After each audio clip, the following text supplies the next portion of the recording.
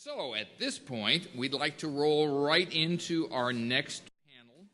We are delighted to ask Leslie Weldon to return to the stage here and to be joined by a distinguished group of partners who are making a difference in the great outdoors. Rick Cables, the Vice President for Natural Resources and Conservation of Vail Resorts, accompanied by Scott Fitzwilliams, the Forest Supervisor for the White River National Forest, Mike Phillips, the Chief Operating Officer for Parks and Resorts at Delaware North Companies, Rick DeLappe, the Program Manager for Recreation One Stop, the National Park Service, and Will Healy, the Principal with Booz Allen Hamilton. And we'll hear more about the partnerships that each of these people are involved. And so with that, Leslie, it's all yours.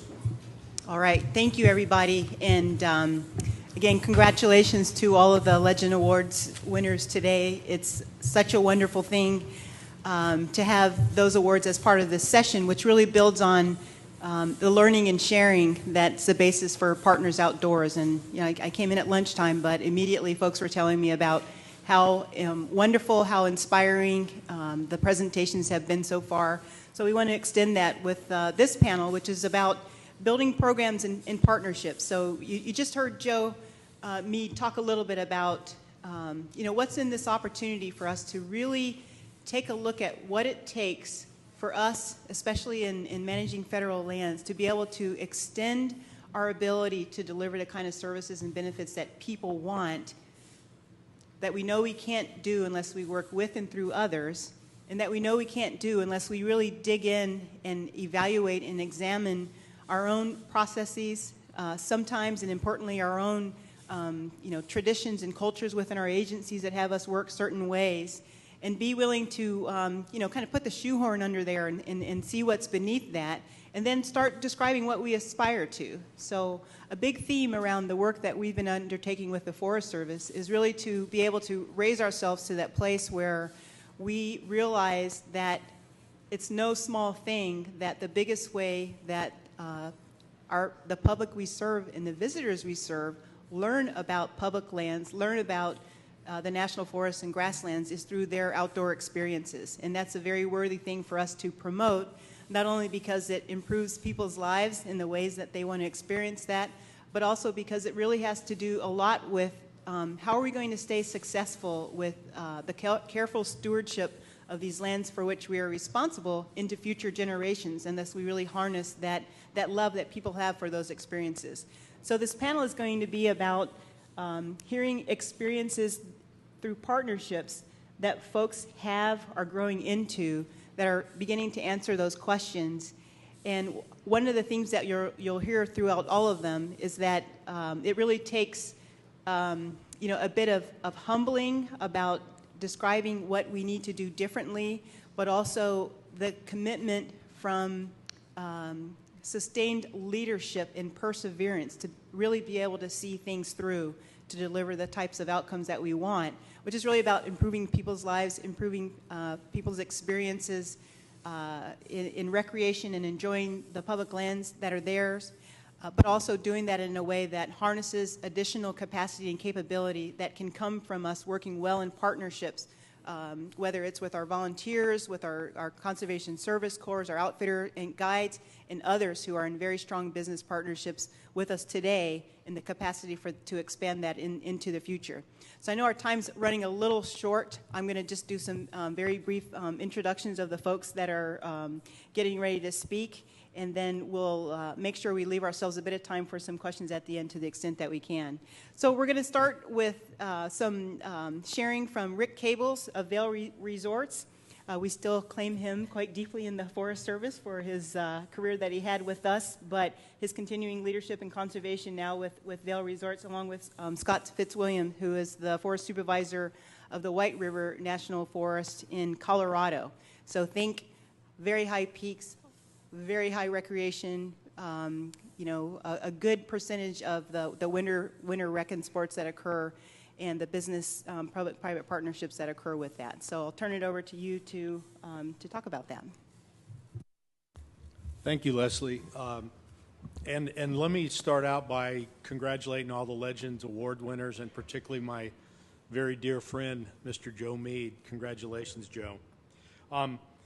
So we're going to talk about, we're going to tell a little story that's way more than theory. We actually did it. And this is about taking a ski resort or a set of ski resorts. And for those of you that don't know, many of the largest ski resorts in the United States, particularly in the West, are located on National Forest System lands, and there's a lease agreement, a permit. And our company, Vail Resorts, operates numerous of those facilities. And we, years ago, approached the Forest Service about, can we actually go big in the summer on our ski mountains? So we overcame the paranoia and the worry that the agency had by continuing to work through the issues that they were concerned about together, and created something really special in terms of a partnership that built on the ski business but took it all 4 seasons. So, you know, our company said, what if we could create fun at our ski resorts for all 4 seasons? What if we could use that methodology to actually connect people to nature in a way that they can't when they're skiing?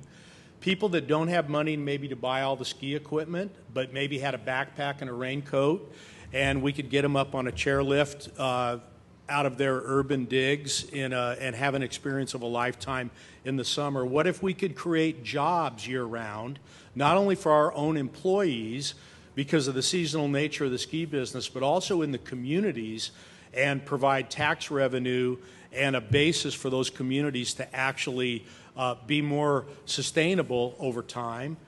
What if we could leverage the existing infrastructure? We already had parking lots, up-mountain restaurants, restrooms, ski lifts. We had all the stuff on the mountain, not all of it, but most of it, that would provide the bones and the hard infrastructure for these opportunities. And what if we could create visibility for our partner, the Forest Service? Because guess what? When people come to the ski mountains and they're having a fun experience, if there's a ranger in the picture, if there's a ranger in the memory, it's a good thing. It's a good thing for them, and it's a good thing for us. And then what if we could give back a little bit of our revenue to conservation projects that actually take care of the forest, mountains, water on our mountains in a way that is sustainable and takes care of the environment like we know we should? So our response was, you want to do what? So when Vail proposed an alpine coaster on the forest, I wasn't actually supervisor at the time, but we didn't know quite what to do with that. There was not only the apprehension of, are we supposed to do this? Is this the appropriate use of national forest? We got the winter thing down. We understood it. We were good at it. But we didn't have experience in things like coasters and zip lines and all this crazy stuff. We didn't have the capacity to really take on this whole other set of work that was being thrown at us. And then at the end, we found out we didn't actually have the authority to authorize that kind of use on national forests within a ski area. So when we got to that point, we had to stop, and the ski industry went to work, and you've probably heard. I'll let you talk a little bit about the Ski Area Recreation Opportunity Enhancement Act. It passed in 2011, and this actually provided the congressional and legislative support to actually authorize this type of activity. It gave us clear intent and actually was pretty specific in some areas. Rick, you can talk a little bit how you got there. Well, our company got there before I got there. So, but believe it or not, in 2011, this law passed unanimously in the House and in the Senate. And remember, 2011, it wasn't exactly like Congress was getting along. So it was really a kind of amazing. Senator Udall in Colorado at the time really was the champion for this piece of legislation. And as Scott said, it just gave the Forest Service the authority and I'm going to say the cover to actually allow the expansion of recreation in the summer in a much more significant way than it ever happened before. That was the first step in what I'm going to call the heavy lift. Because again, you had the idea, and then again, how do we take the idea and actually put it on the ground? So once the law passed, then of course the agency had to promulgate regulations. That took, I'll say this, longer than it should, but one of my first roles when I came to work for Vail was to help work, and I worked with Joe and we worked with Joe to try to get the language and the regulations and to make sure it allowed implementation on the ground so forest supervisors like Scott could actually do it. Then we put proposals together. The first two, one was at Vail Resorts and one was at Vail Mountain, and the other was at Heavenly Ski Resort in the Lake Tahoe Basin. Believe it or not, the EISs, the environmental impact statements for those two significant implementation of infrastructure and activities, no appeals, no objections. Can you imagine having any EIS in California in the Lake Tahoe Basin with such a sensitive environment and environmental interests, no objections, which we thought was amazing. And the way I interpret that is, people just thought, this makes sense. Yeah, people, we estimated the public would have a hard time with this, and we majorly overestimated that. We had very little interest. People, the response was, well, that makes sense. You have all that stuff up there, go do it. And so that was a surprise. We were really surprised at the lack of pushback or even interest in some cases from the public. It was like, yeah, bring it on. We had a few goals when we went into rulemaking and as we took on these projects. First thing we did is we zoned every one of the mountains that made a proposal, whether it was Vail, and now we're working on some of Snowmass and other companies. But we zoned the mountain up so just like you would zone a town, certain things can happen in certain areas, and that's helped a lot. So we concentrate more intense use in some areas, and then maybe a hiking and biking trails further out of the mountain, away from development. The other thing is looking at a suite of proposals. In other words, not just looking at whether it's a zip line or a coaster, what are the suite of opportunities that they can offer and we can offer the public, and that's worked really well. Of course, incorporating things into the natural environment has been vital in getting this done, and learning, interpretation, and is just key, and we're just getting going on that. We're going to talk a little bit more about that. And one of the things that we keep emphasizing on the mountain, in the wintertime, it's cold, and you're skiing, you're moving fast, and everything's covered with 4 feet of snow. That's different in the summer. We have a chance people are much more slowed down, and a chance to engage people a little bit more intimately in the natural environment. So there are two pieces of this for us. One is learning and one is fun. So the learning stuff, we designed some things that we thought were experiential that the public and particularly kids would enjoy. Flip through the next one. We built this structure which mimics how high a lion can jump. So if a lion's standing there, they can jump up 10 feet, and so the kids can go and they can jump up, or the adults will do it too, and when you're not looking. And try to hit the top of the thing. We designed a facility that mimics the hearing of a mule deer. So we wanted someone, and the next slide shows, you see that thing on the left is an ear, and you can put your ear in it, and you can actually hear someone talking 200 feet away. So the kids listen to that, and then Go ahead, Scott. Then we have some what we call story stakes, and it tells a story about wildlife. The White River National Forest has the largest elk herd in the lower 48.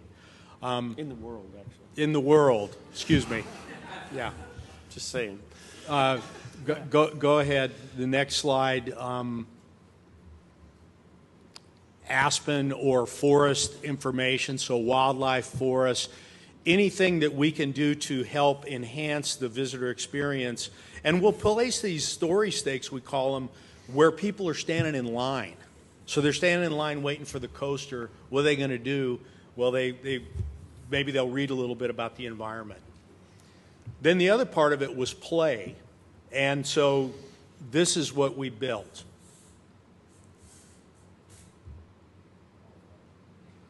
That's in Tahoe. That's in Tahoe. We borrowed the color of the rock from the Sierra granite, and the company we worked with matched the granite, the color and everything identically with the surrounding environment. It's a coaster at Vail. Ropes course. And as we've gotten into this is the model that we all use when we're working with partners, and it's working. We provide the land and the natural resource expertise, and the place like Vail or a company like Vail provides the capital, the business acumen, and the operational ability, and it's working. We have a lot to learn, and we're learning some things by trial and error. It's taken a lot of resetting of some of our assumptions in the agency about what's appropriate, what's not appropriate, what we should do, and really thinking more about the recreation experience and what people want to experience more so than what we think they want to experience, and that's been a big change. And that previous chart, the overlap of the circles, that's the sweet spot. That's where we partner. We know the Forest Service has to look out after the public interest. The Forest Service knows a private company has to make a profit. Those two interests may not overlap, but what does overlap is you're providing fun for people to enjoy their national forests and the natural environment and have a good time and hopefully learn something about the environment as well. We just threw this up as far as some ingredients for success, and our common goals was key. The relationships with the resorts is absolutely, we trust and candid.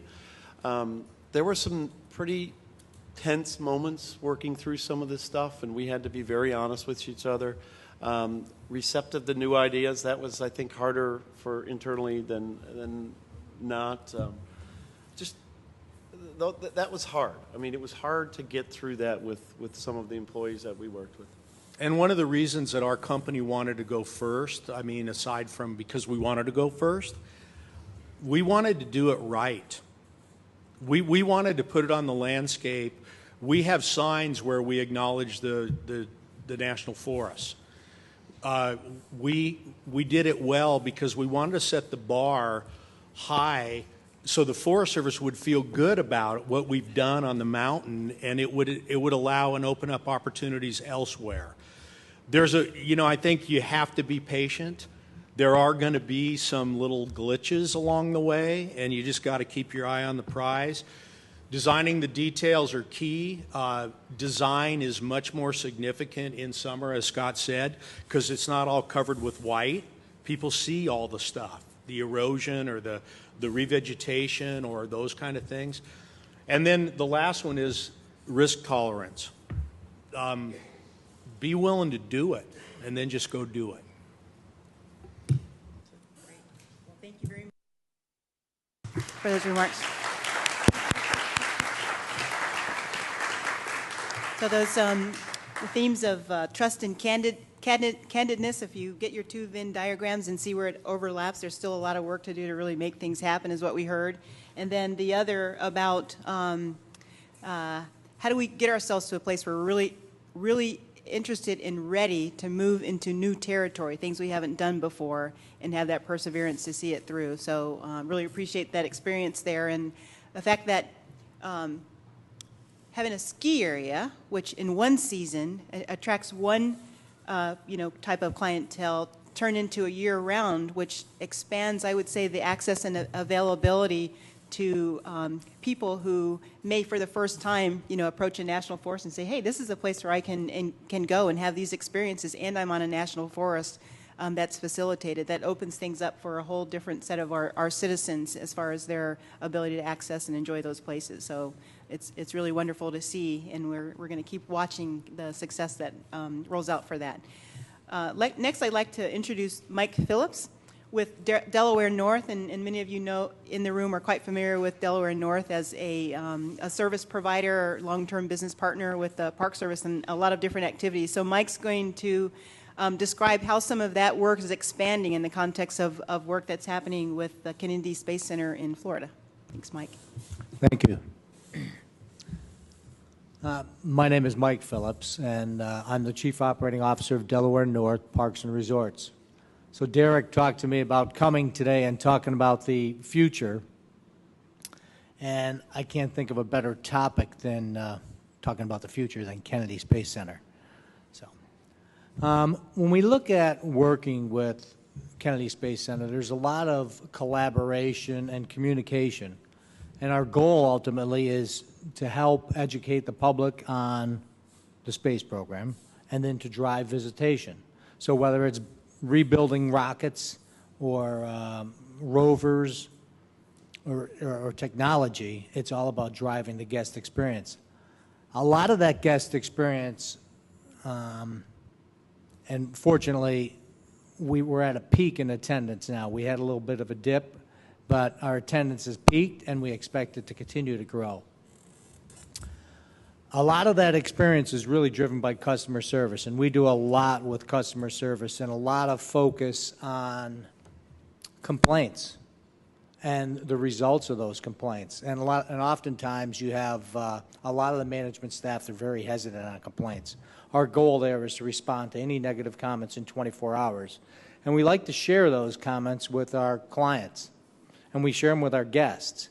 In a previous role I was a chief operating officer of a company. It's a little sideways story, but with Legends Hospitality, and we partnered with the New York Yankees and the Dallas Cowboys.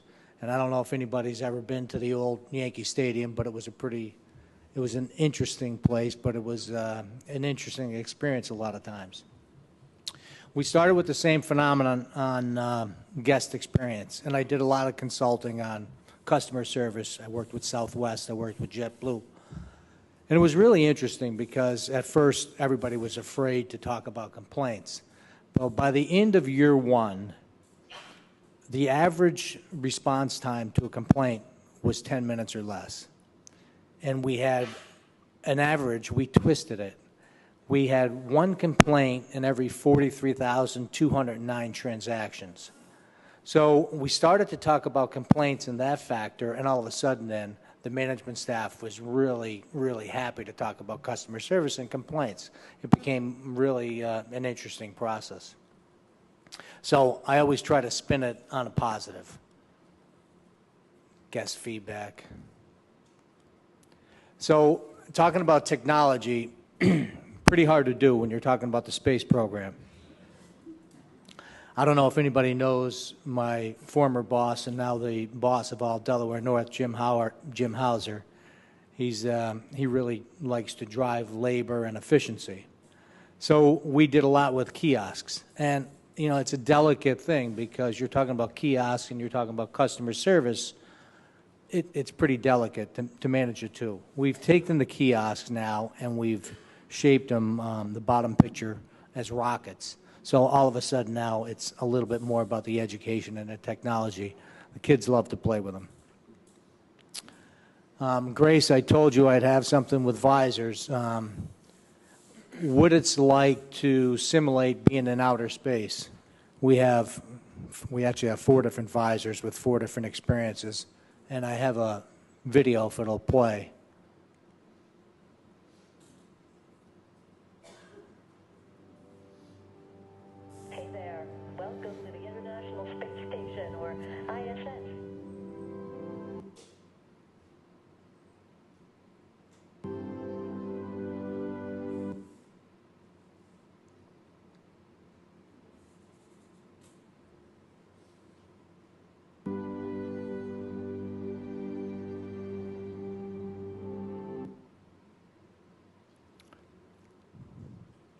That's okay.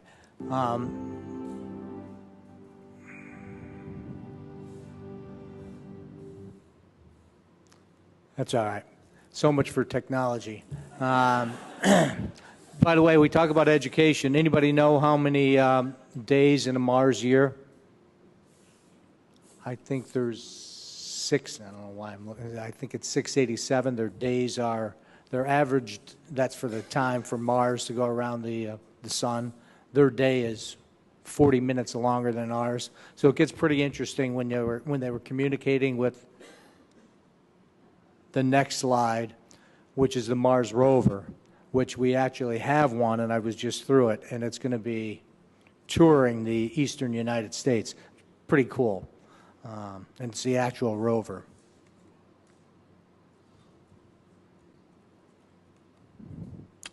So thanks to, I don't know if everybody saw the movie Martian. Thanks to Matt Damon. We have a lot of things to come. We're in the process of building a new plant lab where kids are learning about biology or actually growing on Mars.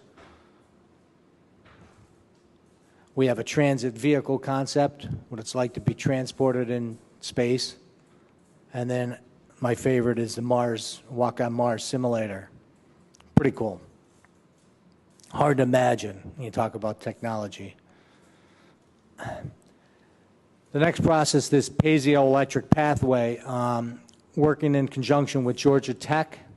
They're actually experimenting now using compression to create energy and electricity to light roadways. So as cars pass down roadways, it'll create the energy to use on lights. We're taking that same energy and putting it into our walkways and pathways around Kennedy Space Center, where it's actually going to light up the paths around Kennedy Space Center. So some pretty cool stuff. That's a bit about Kennedy Space Center. I don't know if anybody that has had an opportunity to be there or go, but I encourage you next time you're in Florida to visit. Thank you.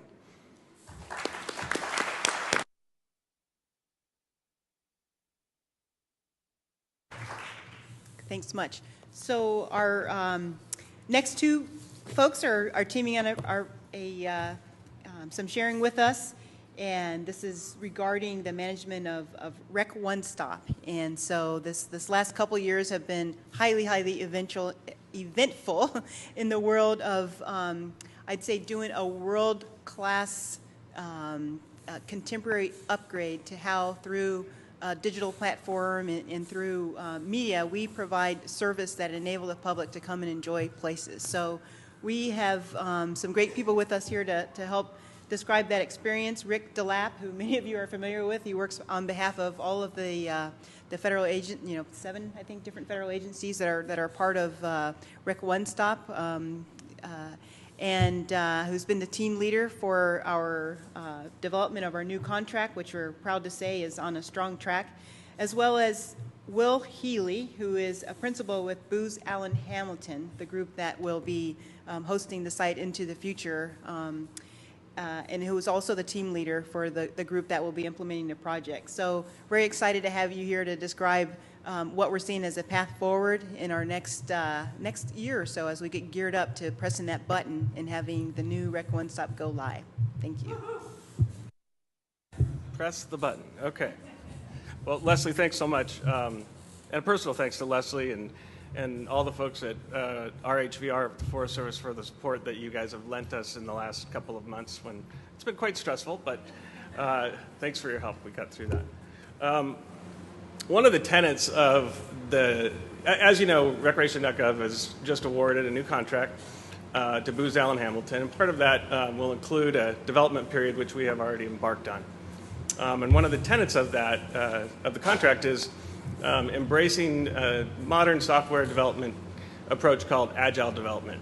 And agile is where you build a little bit, test it, deploy it, see if it works, and if not, you change your course quickly so that you don't fail really late in the game. So after yesterday, we listened to all these great presentations, and Will and I had some prepared remarks, and we're like, well, now these aren't going to work. So we shifted, and then you guys did it to us again this morning. So we had our lunch out on the balcony, and we changed our path again. So this is kind of a little bit ad hoc, but we want to take you kind of a short trip down the path we took and where we're going forward, and leave enough time for some questions. So back in around 2011, the former program manager, Lynn Beeson, who many of you may know, I think she's a former legend. Is that right, Derek? She had a vision too, and she recognized that competition in the reservation world was limited. The vision was somewhat limited, and it looked at providing a reservation service, but not the full range of trip planning and engagement that could be possible. And smartphones came out sometime in there, and we recognized that our program was not really keeping pace with technology. And so we wanted to start engaging with vendors to learn about what was possible and to get more people interested in our program, perhaps to provide a unique solution somewhere down the road. Started with industry days where we brought people in, showed them our program, and let them come to us with solutions. We talked to people and vendors in private so that they could share their ideas without giving away their secrets. And we did a couple things. We evolved our RFP over time, and we did things that we didn't do before. We released it to the public and said, what do you guys think? Before that, the government has a tendency to hold everything very secret and then release it all at once and find out that it's not going to hit the mark. That process really started to inform our vision for the future, and we're not done. It'll always be changing, but what we were looking for was something that would give us a modern, flexible solution in the future, one that meets the needs of today, but also can evolve with technology throughout the life of a contract, and meet the expectations of the public, which, as we know, are always changing. As technology changes, people want more.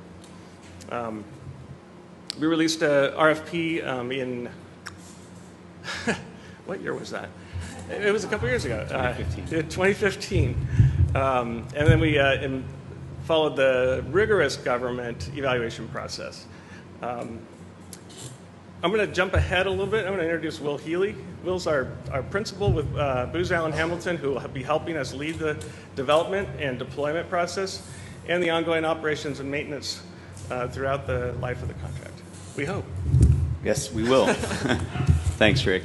As I came to this conference and sitting up here, I feel reminded a little bit about when I shifted from public school to Catholic school in my 9th grade. I look around and I see a lot of people that know what they're doing, and I feel a little bit like an outsider. With all the great companies and the public servants, when you look at Booz Allen, a lot of people think of Booz Allen as a big defense contractor, and I've heard from a couple of stakeholders, various variations of, what are you doing here? Why are you guys doing this? And I wanted to just maybe present, like Rick talked about, how the government got here, how Booz Allen got here. When we first looked at recreation.gov, for me personally, it was an opportunity to be very passionate about what we do. I'm a lover of the outdoors. I spend a lot of time recreating outdoors with my friends and family, and it personally excited me very much. I can't say the same for my company immediately, because it was a real departure from what we do. But as I spoke to the company and I explained to them what it represented, they became more and more excited about it. So we look at Recreation One Stop as a chance to really create something great. There was a lot of opportunity for improvement, and when we looked around our company, the types of things that we do really appealed to Recreation One Stop, and it appealed to us as a business opportunity. So Recreation One Stop to us is not simply a software solution. There's a lot more to it. And as we embarked on this partnership, as Rick talked about, the conversation and the openness, the transparency of that RFP process, we provided a number of inputs to make sure that the government, in their approach to this, was really looking at the big picture around partnerships, around things like analytics, and openness, innovation, protecting it from the future, marketing, support to the program, support to working with Congress and other stakeholders. And that was really appealing to Booz Allen, as well as to our partners, companies like NIC and Trailhead Labs. So we found that our objectives as a business matched the objectives of the government. And as we looked at the competition, we found that there was a niche for that. And so that's the main reason why we pursued it. I think in that process, we learned a number of lessons, and I think the government did as well. For us, the open conversation in that partnering really led us to be able to create a response, a vision, a proposal that was aligned with the government. It allowed us to understand where they were going, not just to read the contract and understand the nuts and bolts, but really what they were trying to achieve for now and in the future. Yeah, I think another part of the learning process for us through the open conversation was how we kept broadening our audience. And there's a couple of people here who were early joiners, well, there's an early joiner and there was a little bit later joiner. Todd Davidson met with us early on to express the interest of the tourism community, the destination marketing organizations, broadening our vision for how we could share recreation information internally and with partners. I see Alyssa back there. Everyone remember Alyssa? Alyssa came to us and with a completely different perspective that we hadn't really considered, and it was extremely valuable and very engaging. And so through those interactions, we were able to revise and refine our request for proposals so that we ended up with something that we felt really met a lot of needs and addressed a broad range of functionality that would be useful to the government, to the field, to the public, and to business community throughout as we went forward. As Will was saying, it was quite amazing when we were evaluating proposals because we did have a different vision for recreation.gov, more expanded than just reservation services. That was informed by many of you, by the agencies. And what we found with the proposal by Booz Allen Hamilton was something that really matched our vision. And we could see ourselves going forward to provide something that would meet our expectations and your expectations for a number of years and would be able to evolve over time to keep up with technology. And so with that, Ben, if you would, we have just a short video we'd like to play.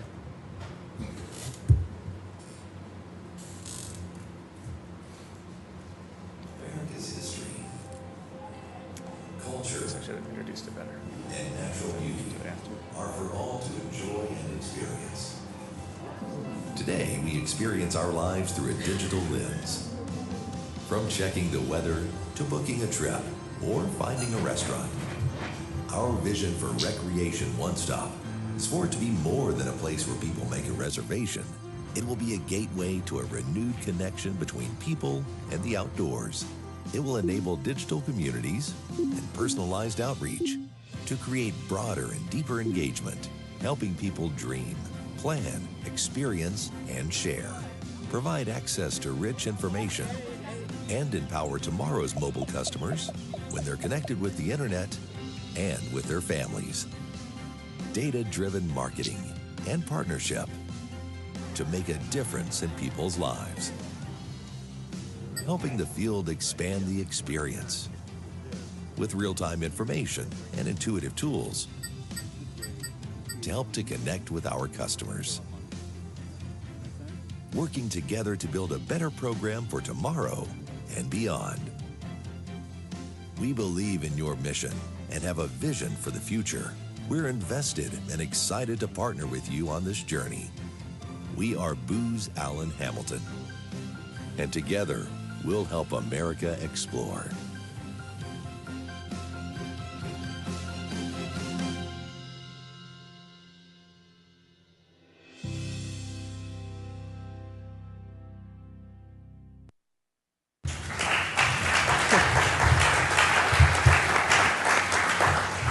This was part of a presentation that Booz Allen Hamilton did during the oral presentation phase, and it just started really gave a good example of how we were going to go forward with something that was had a vision and was really addressing a broad range of our expectations. So go ahead and hand it over to Will. I'm sure that the exceptional acting that was really in that was not. I also sing, by the way. So based on some of yesterday's discussion, I know that there's probably some questions out there. I don't think we want to go through every feature of our presentation or our solution, but I do want to talk about 3 of the major tenets that are part of our solution and what we're building together. The first is around a user-centric approach. When we first started looking at recreation.gov as proposed business, we wanted to understand what was going on. So we started doing some research ourselves and our partners, NIC and others. We went out to the field. We visited well over 100 sites. Every time somebody went on vacation, they started asking questions about the visitors there. We also made some dedicated trips. We started using the system. We looked at all the call center data for several years. We did surveys. We surveyed about 20,000 people to understand what they saw and what they wanted to see. And I think what we found is that there's a lot of different types of stakeholders. When we talk about a user-centered design, we're not just talking about the people that are making reservations, but the people that are in the field, the people that are here in Washington that are using the data to improve the programs, to align funding, and third parties who are representing other parts of the industry, the people in this room, and how they'll use recreation.gov. We found that the people involved are extremely passionate, and they're very social, that they want to share, they want to tell their story, and that drove a lot of our solution as well. The user-centered design means designing around the intended tasks. I think we heard from some folks yesterday with some frustration of having to make 5 clicks to make a reservation. If you know where you want to go, you should be able to do it in 2. If this is the place that you always go to, you should be able to save it to your favorites. There's lots of easy ways, and we think that the experience with recreation.gov should be consistent with the experience that we have in the rest of our lives. Last night, as I was staying at my hotel, I was thinking about dinner, and instead of just going down to the restaurant to see what they had on the menu, I looked up the restaurant online in my room and then went downstairs. And that's just the way that we do stuff nowadays, right? We look online for shopping. We look online for food. It's just a part of our daily lives. My kids with their mobile phones, thank you. It's just part of what they do. So there's mobile, there's intuitive, but there's also fun. And that's a big part of our design as well. Additionally is personalization. When you put something into recreation.gov, it should know who you are. It should know where you've been, what you like. It should give you things just like you do on Amazon that I did this, now I want to do this. And that should be a part of the experience. And also includes a lot of channels for input and feedback. And that will be after the site goes live, we'll be getting feedback from all the users. But while we're developing it in this agile process, we'll be looking for input through the design, development, and testing process. And that'll include users as well as probably some of the representatives in the room here. The second major tenet is around collaboration and creating an ecosystem.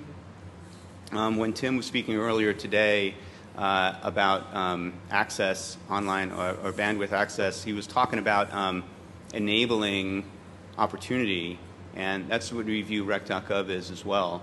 Being able to provide data, not just inventory data, but availability data, to create potentially an industry around federal recreation that can improve the service to all the users, improve the understanding of how people are visiting our lands. You heard a number of problems around congestion and I wouldn't say abuse, but it's just too much use in one area is not offering alternatives. Those are things that we can all enable through the online and mobile experience. And part of that ecosystem means that recreation.gov won't be responsible or able to do everything the best. And so we're going to rely on partners and make connections to those partners so that we foster innovation around the industry to be able to create the very best experience, regardless of where it's coming from. And then I think the last thing that I wanted to mention about our a solution is around continuous improvement. The schedule right now is to go live in October of 2018, but that's just going to be day one. We'll continue to get feedback and input. We'll continue to change. The way that we've designed it is a very flexible architecture, a platform that can adapt to changes in technology, changes in service, changes in devices. When Rec.gov was first put out 10 years ago, there was no smartphones, there was no Facebook.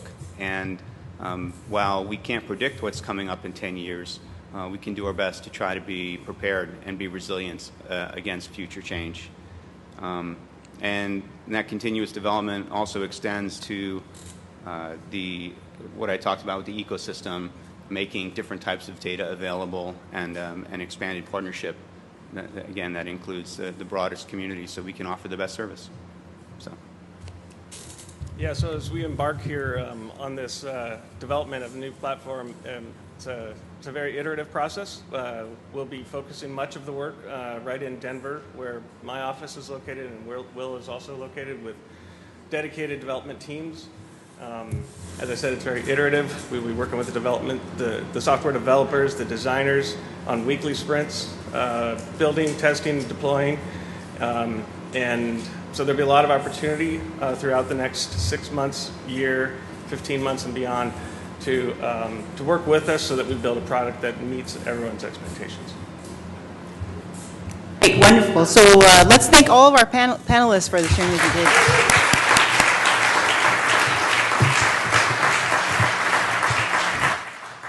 So we have about 12 or so minutes where we can do a bit of questions, but I want to do a little reflecting back, because just looking at the experiences that all of you shared, there's some things that you had in common. Innovating from within existing work to really take on different ways of serving the public was a theme across all of those. Another one was, having to work through and be successful with different nature of relationships and what each entity needed from each other. And then this strong theme around making sure that we're informing and educating the public as part of what we're delivering to them. So a lot of what we've been talking about with this session is how do we expand, how do we grow, how do we take our partnerships, especially our public-private partnerships, to the next level, as far as in an era where we know our capacity as federal agencies is shifting and changing. How do we, in the interest of delivering the services and benefits to the public, work with our partners, including our business partners, in different ways? And what does it take really to kind of unlock from the traditional ways that we do work into different ways that still have that ultimate outcome or benefit of serving the public and delivering the kind of experiences, information, and values that they want. So just want to open it up to the group and to the panel if you have questions of each other, you want to have, and see if we can get a conversation going here. So any input, feedback, reflections, either from the panelists to each other or from the group? Is it on? Okay, great presentation. One of the things that caught me is the real partnership that all the different groups have had with one another. You're not up there as, you're up there representing your agency, right? But you're also representing each other. So can you speak more to how that relationship came about? How was it initially? Was it, who reached out first, and how did that discussion and that partnership really build?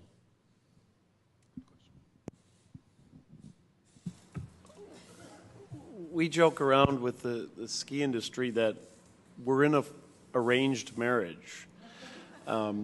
It is. I mean, they're 40-year permits, and we're stuck with each other regardless. And so that arranged marriage, we can make it difficult, or we can make it, like a more fulfilling marriage, and it's just figuring out what are the common goals, those concentric circles where we find it. And that's getting easier and easier, I think. I think just the way people are looking at the work we're doing, what's appropriate, what's not on the mountain, is just getting easier. So that part of it, I think, is growing and evolving to a point where it's getting very mature. Yeah, if you're going to be married, it might as well be good. I just think, again, I mean, I don't think it hurts, actually, in this example that Scott and I used to work together when I was in the agency. So when you understand the other side and you can appreciate their mission, role, values, and what they have to do on that side of it, it can only help in terms of having the patience and to think through, what do we have to do for them for this to work? And I think that, you know, again, it's just about having a great relationship and an understanding of what each other needs and where there's overlap and where there isn't.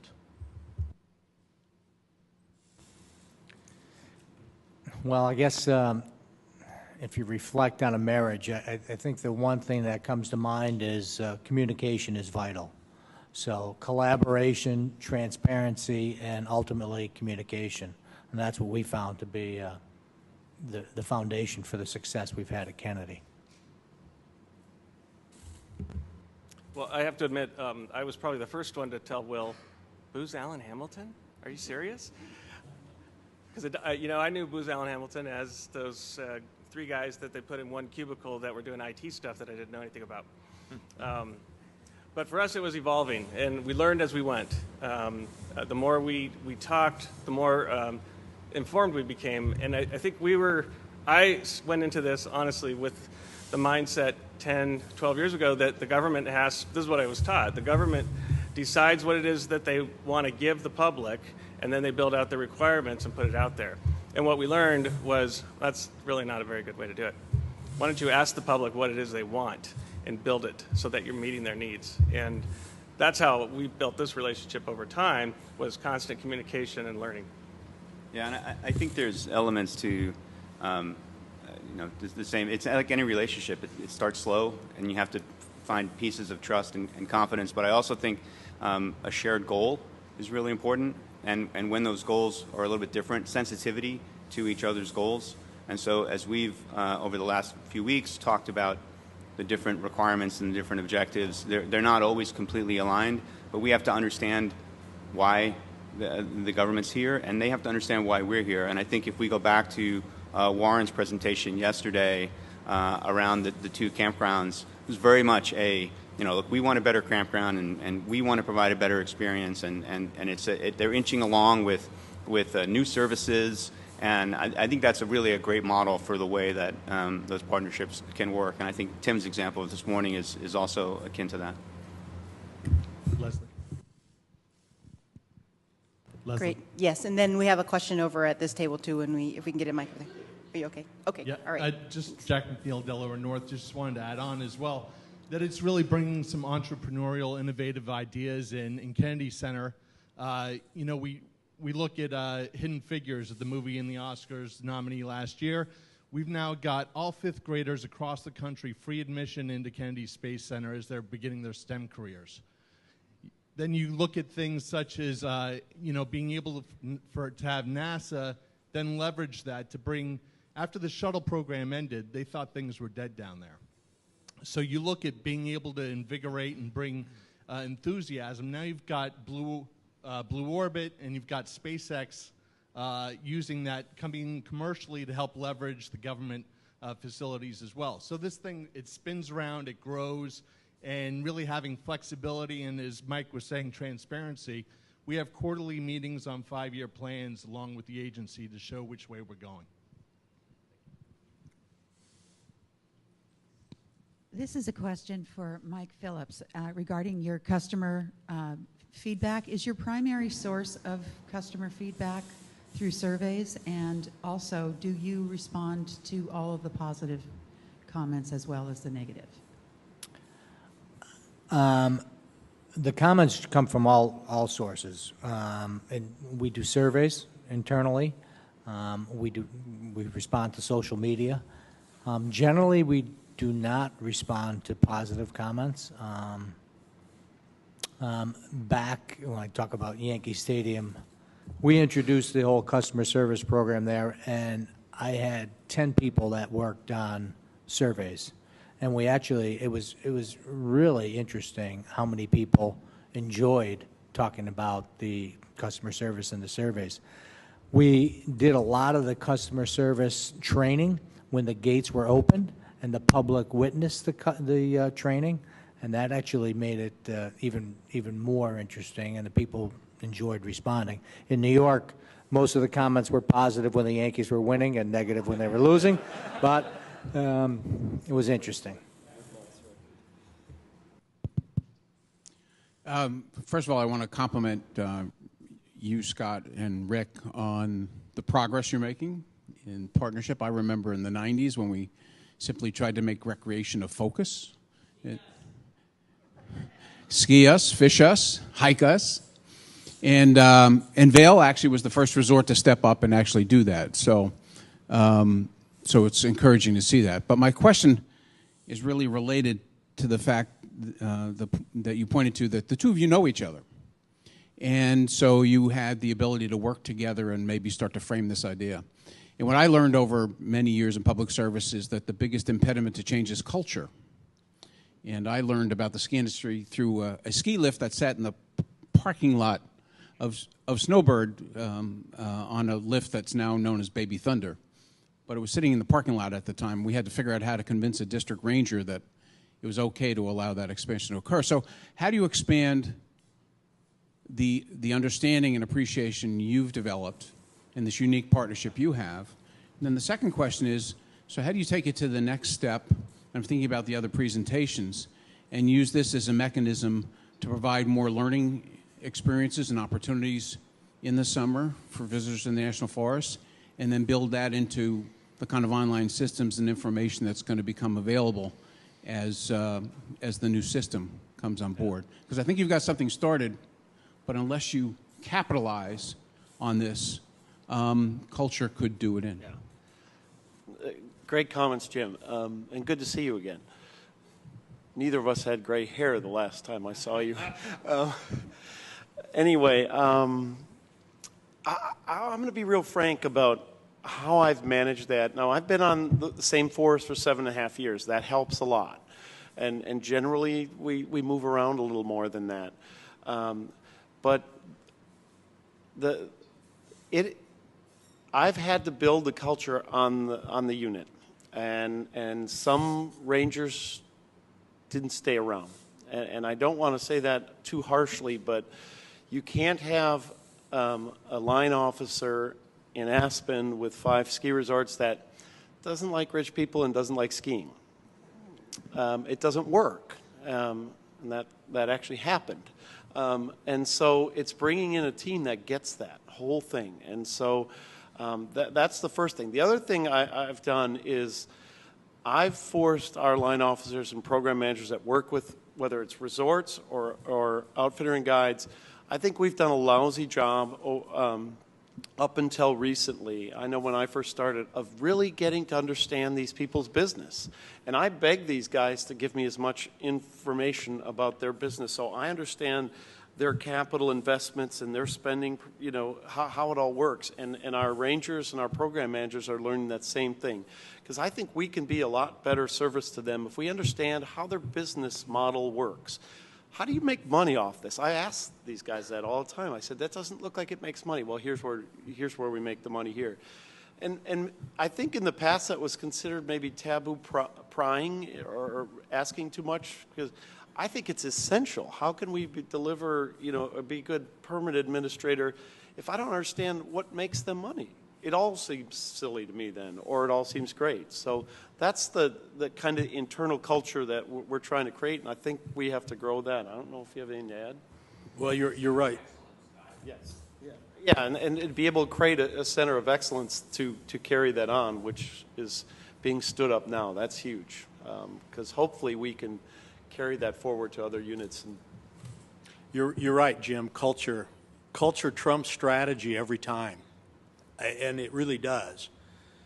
A couple things like to sustain this. Your first part of your question, I have a training session, so to speak, that I give to our chief operating officers in our company because we have resorts all over. It's called Forest Service 101.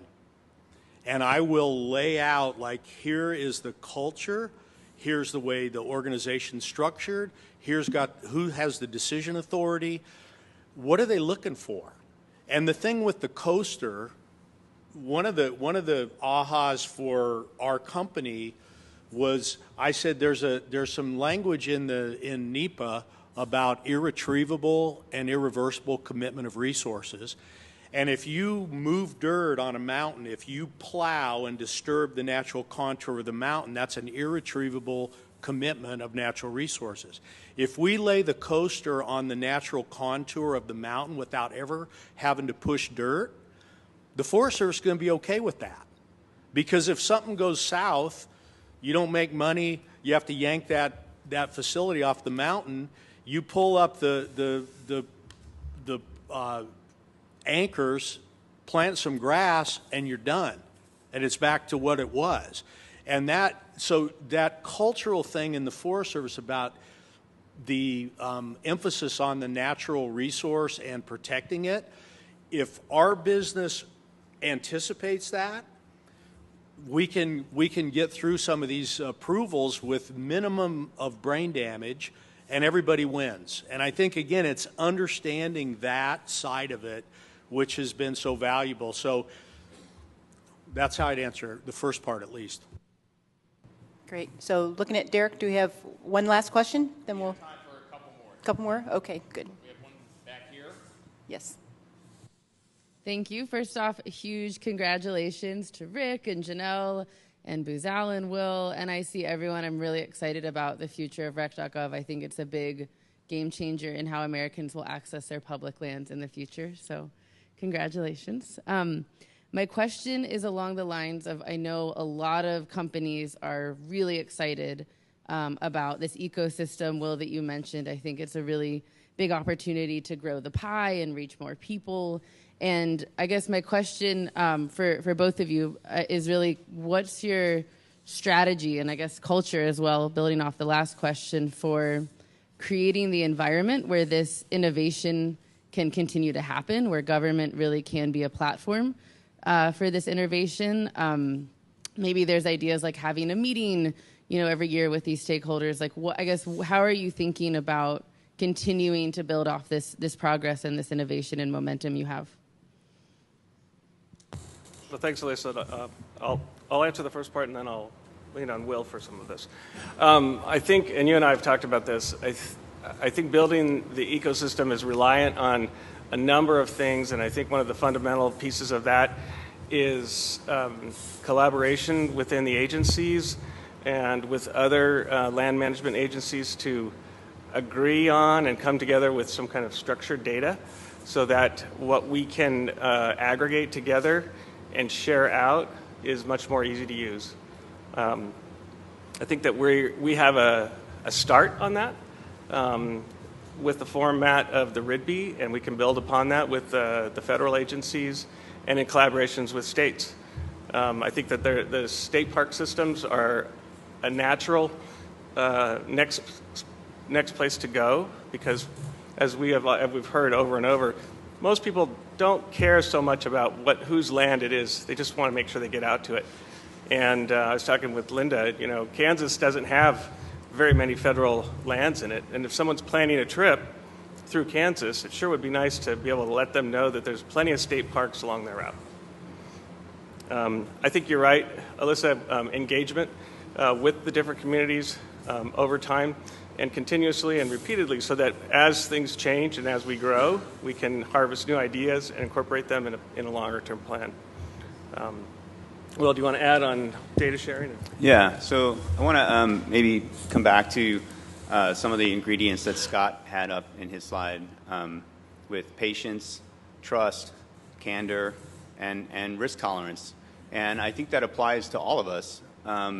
So you know, in our contract, we have it's required that we do data sharing, and our vision is that we do as much as we can, and we'll do that more than likely in a tiered way, where the data will be available as a download.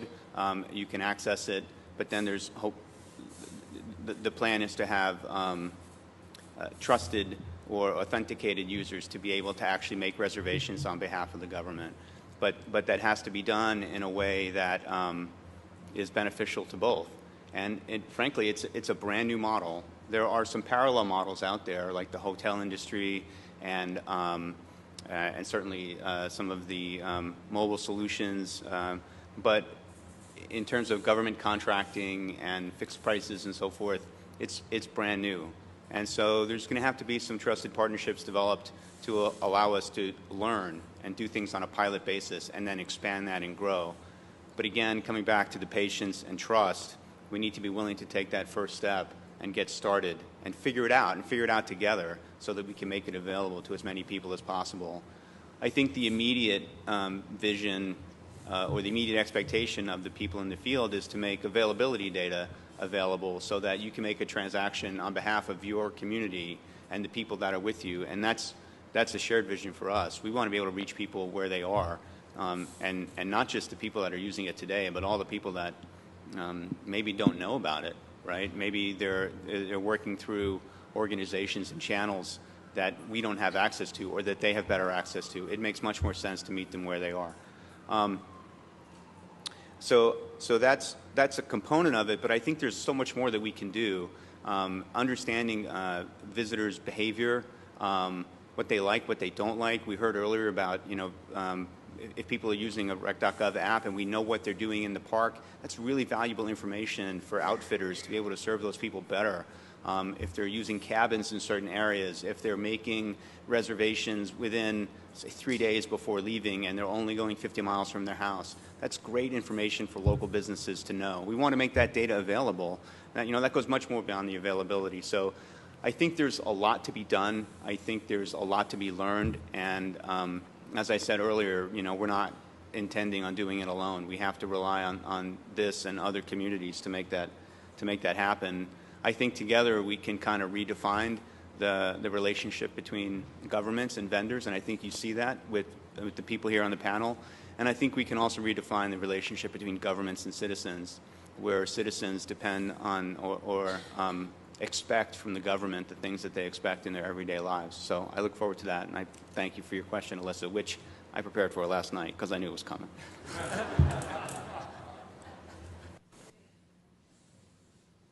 Do we have one more question? If not, I just have a sort of a question, and maybe it seems to me that here in the 21st century, we've come to believe that we can't all win. It has to be a win-lose. It's just like an election. You have somebody who's elected president and somebody who loses. You have somebody who's elected to the Congress and somebody who's not. And ladies and gentlemen, it hasn't always been that way. As you look back around some of the great advances that we've had as a society, it's a big idea, like an interstate highway program, and then bipartisan working towards, okay, well, what does that mean? Are we connecting cities? Are we trying to move troops? And we look for something that's a consensus where we all win. And it seems to me that what all three of these presentations have been on your panel, Leslie, is that it's possible for everybody to walk away as a winner. If we looked at healthcare in a different way, if we defined healthcare, what we want in this country is to have people healthier. And we want to do that in a creative new way. We'd have a lot different discussion than we're having about, are you for Obamacare or are you against Obamacare? It becomes black and white. And life doesn't have to be that way. We can win for the public. We can win for Vail. We can win for the Forest Service if we all come as honest brokers and just simply say, here's our objective. How does that interface with yours? It's the Venn diagrams. It's the circles.